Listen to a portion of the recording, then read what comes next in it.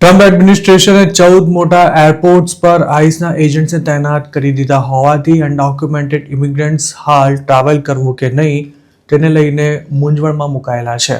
સાથે જ જે લોકો પાસે ગ્રીન કાર્ડ કે પછી લીગલ સ્ટેટસ છે તેમને પણ એવા સવાલ થઈ રહ્યા છે કે જો આઈસના એજન્ટ્સ એરપોર્ટ પર રોકે તો શું કરવું.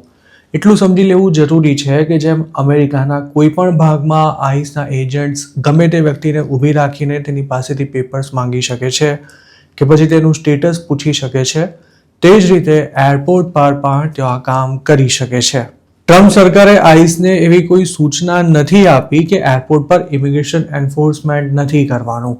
એક્સપર્ટ્સો માનીએ તો આઈસને ઇમિગ્રેશન લોનું એન્ફોર્સમેન્ટ કરવાની તમામ સત્તા મળેલી છે અને એરપોર્ટ જેવા સ્થળે પણ તેમાં કશો જ ફેર નથી પડવાનો. મતલબ કે આઈસના એજન્ટ્સ એરપોર્ટ પરથી ગમે તે અનડોક્યુમેન્ટેડ ઇમિગ્રન્ટની પૂછપરછ કરી શકે છે અને તેમને ડિટેન અથવા અરેસ્ટ પણ કરી શકે છે. આવી સ્થિતિમાં જૂનો રિમૂવલ ઓર્ડર પેન્ડિંગ હોય, અસાયલમનો કેસ ચાલુ હોય કે પછી ડિપોર્ટેશન સામે કોઈ પ્રકારનું પ્રોટેક્શન ન મળેલું હોય તેવો કોઈ શખ્સ જો એરપોર્ટ પર આઈસના હાથમાં આવી જાય તો તેને ડિપોર્ટ પણ કરી શકાય છે. આ ઉપરાંત હાલના દિવસોમાં અસાયલમના કેસ પેન્ડિંગ હોય તેવા લોકોને પણ મોટા પાયે અરેસ્ટ કરવામાં આવી રહ્યા છે. તે વાત પણ ધ્યાનમાં રાખવી ખૂબ જ જરૂરી છે. એવું નથી કે માત્ર ઇલીગલ ઇમિગ્રન્ટ્સને જ આઈસના એજન્ટ્સથી સાચવીને રહેવાનું છે. જેમની પાસે લીગલ સ્ટેટસ છે તેમણે પણ જો કોઈ ગુનો કર્યાનું ધ્યાનમાં આવે તો તેમને પણ આઈસના એજન્ટ્સ પકડી શકે છે. આ ઉપરાંત લીગલ ઇમિગ્રન્ટ્સ અથવા નોન ઇમિગ્રન્ટ્સે પોતાના તમામ ડોક્યુમેન્ટ્સ પણ સાથે રાખવા જરૂરી છે. આ ઉપરાંત જો તમારી પાસે અમેરિકાનું ગ્રીન કાર્ડ હોય તો પણ આઈસના એજન્ટ્સના માંગવા પર તેને રજૂ કરવું ફરજિયાત છે. માત્ર અમેરિકન સિટીઝન્સ જ મૌખિક રીતે પોતે સિટીઝન છે તેવું કહેવાની છૂટ ધરાવે છે, પરંતુ જો સિટીઝન હોવાનો દાવો કરનારો ખરેખર સિટીઝન ન હોય તો તેને લાંબો સમય જેલમાં પણ રહેવું પડી શકે છે. હાલ DHS માટે નવું બજેટ ફાળવી ન શકાતા આંશિક શટડાઉનની સ્થિતિ છે.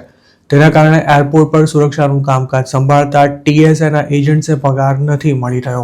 ઘણા એજન્ટ્સે કામ પર આવવાનું બંધ કરી દેતા એરપોર્ટ્સ પર સિક્યોરિટી ચેક માટે લાંબી લાઈનો લાગી રહી છે અને TSAના અધિકારીઓને મદદ કરવાના નામે ટ્રમ્પે ગત શનિવારે આઈસના એજન્ટ્સે એરપોર્ટ પર મોકલવાની સાથે એવી ધમકી આપી હતી કે એજન્ટ્સ દ્વારા હવે એરપોર્ટ્સ પર ઇમિગ્રેશન એન્ફોર્સમેન્ટ કરવામાં આવશે અને સોમવારથી આ એજન્ટ્સને તૈનાત કરવાનું શરૂ પણ કરી દેવાયું હતું.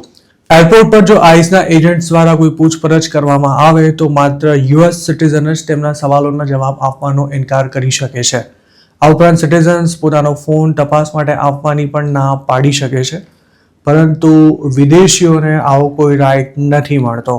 જો તેઓ અમેરિકાના એરપોર્ટ પર પોતાનો ફોન અનલોક કરીને ન આપે કે પછી આઈસ અથવા તો બીજા કોઈ એજન્ટ્સના સવાલોના જવાબ ન આપે તો તેમને ડિપોર્ટ કરવા સુધીની કાર્યવાહી પણ કરવામાં આવી શકે છે. અમેરિકન મીડિયાના રિપોર્ટ્સ અનુસાર આઈસના એજન્ટ્સને એરપોર્ટ્સ પર મોકલ્યા બાદ પણ સ્થિતિમાં કોઈ ખાસ સુધારો નથી થયો અને હાલ ઘણા એરપોર્ટ્સ પર સિક્યોરિટી ચેક માટે 3 કલાક જેટલું વેઇટિંગ પણ ચાલી રહ્યું છે. કેટલાક પેસેન્જર્સે મીડિયા સાથે વાત કરતા એવી ફરિયાદ પણ કરી હતી કે આઈસવાળા કોઈ મદદ નથી કરી રહ્યા. હાલ અમેરિકાના મોટા એરપોર્ટ્સ પર અફરાતફરી ભર્યો માહોલ છે. તેવામાં આઈસ પાસે ટેકનિકલી જોઈએ તો કોઈ ઇલીગલ ઇમિગ્રન્ટ્સને શોધવાનો કે પછી તેમની પૂછપરછ કરવાનો સમય જ નથી. જોકે તેનો અર્થ એવો પણ નથી થતો કે તેઓ કોઈ પણ ઇલીગલ એલિયનને નહીં જ પકડે. જો કોઈની માહિતી અગાઉથી જ આઈસને મળી ગઈ હશે તો તે પેસેન્જરને એરપોર્ટ પર ચોક્કસ રોકવામાં આવી શકે છે.